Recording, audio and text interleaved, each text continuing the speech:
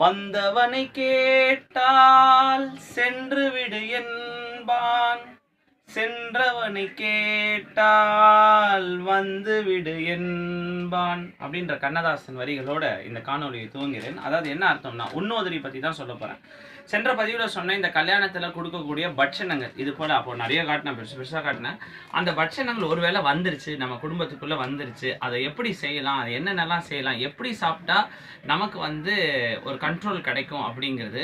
ஒருவேளை நாமளே வச்சு சாப்பிட்டோம் அப்படின்னு இந்த மாதிரி யாருக்கும் கொடுக்க மாட்டேன். இந்த ஒரு படத்தில் சொல்லுவார் கவுண்டர்மணி, என்ன எலும்பே 1 கோடி போகும், யாருக்கும் தரமாட்டேன், நானே வச்சா நல்லா திம்ம அப்படின்னா எல்லாம் நெய்யில் சுடுற பலகாரம் பாருங்க, ஒன்று சாப்பிட்டா பத்தாது, மேலும் மேலும் சாப்பிட தோணும். மேலும் மேலும் சாப்பிட்ட பிறகு அந்த நேரத்துக்கு கொஞ்சம் திகட்டும், அப்புறம் தண்ணி குடிக்க நேரிடும், அப்புறம் கொஞ்ச நேரம் கழிச்சு திரும்ப அதே தான் சாப்பிடுவோம். இது ஏன்னா இந்த ஆசைக்கான வித்து நம்ம உடம்புல நம்ம மனசுல ஆழமா பதிஞ்சிருக்கும். இதை தடுக்கலாம் அப்படின்னா, ஒருவேளை நம்ம வீட்டுக்கு பட்சணங்கள் நிறைய வந்துருச்சு அப்படின்னா, நாங்கள் பொதுவாக என்ன பண்ணுவோம்னா, உன்னோதரி அப்படிங்கிற சமணர்களுடைய ஒரு கான்செப்டை கடைபிடிப்போம். அதை சின்ன சின்ன பகுதிகளாக பிரித்து, சின்ன சின்ன பகுதிகளாக இது போல் நிறைய பிரித்து, அதே லட்டு, அதே அதிரசம், அதே முள்முறுக்கு, அதே தட்டு முறுக்கு என்ன பண்ணுவோம், இந்த மாதிரி தனித்தனியாக பட்சணங்களாக பிரித்து வால்யூம் கண்ட்ரோல், ஆங்கிலத்தில் இதுக்கு பேர் என்ன, வால்யூம் கண்ட்ரோல்.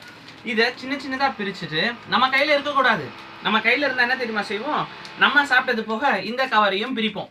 அது என்ன பண்ணணும், உடனடியாக டிஸ்ட்ரிபியூஷன் பண்ணிடணும். யாருக்கு, நமக்கு சம்பந்தமானவர்களாக இருக்கணும்னு அவசியம் இல்லை, நமக்கு சம்பந்தம் இல்லாதவங்க மேலேயும் கொஞ்சம் அக்கறை கொண்டு தெரிஞ்சவங்களோ தெரியாதவங்களோ எல்லாருக்கும் கொடுத்துட்டோம்னா அவங்க சாப்பிட்டே இருந்திருக்க மாட்டாங்க, என்னைக்கோ ஒரு நாள் சாப்பிட்ருப்பாங்க.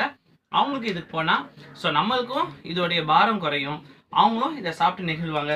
நீங்களும் என்ன பண்ணலாம், இந்த மாதிரி சின்ன துண்டு, இந்த பாருங்க அதிரசம், இது நெய்யில் சுடுற அதிரசங்க, கொஞ்சம் சாப்பிட்டு பார்த்தேன், செம்ம டேஸ்ட்டாக இருந்தது, உண்மையாக பயங்கர டேஸ்ட்டு. ஆனால் என்னென்னா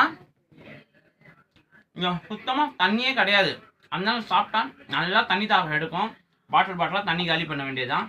ஏன்னா இந்த உணவில் கொஞ்சம் கூட தண்ணி கிடையாது, நெருப்பில் எண்ணெயில் பட்டோடனே எல்லாம் தண்ணியெல்லாம் போயிடும். நீங்கள் வீட்லேயே பெரிய ஜார் வச்சுக்கிட்டு இருந்தீங்கன்னா பிறகு செய்யலாம்.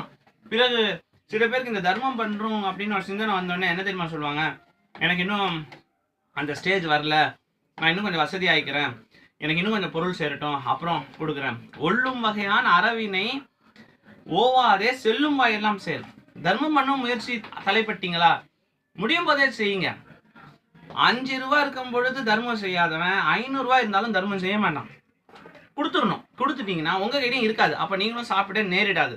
இது போல் பண்ணாதாங்க இந்த உலகத்தில் நம்ம பண்ண முடியும். இல்லாட்டி ஏன்னா செல்வம் இருக்கிறவங்களுக்கே செல்வமாக சேரும்.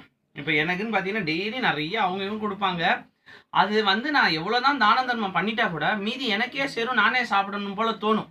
அது நீங்கள் உங்ககிட்டேருந்து கொடுத்துட்டீங்கன்னா அது என்ன ஆகும், உங்களுக்கும் அந்த செல்வமோ அந்த உணவோ பாதகம் செய்யாது, அவங்களுக்கும் அது நல்ல வாய்ப்பாக கிடைக்கும். இந்த சிந்தனையோட மற்றும் ஒரு முக்கிய பதிவில் சந்திப்போம். நன்றி, வணக்கம்.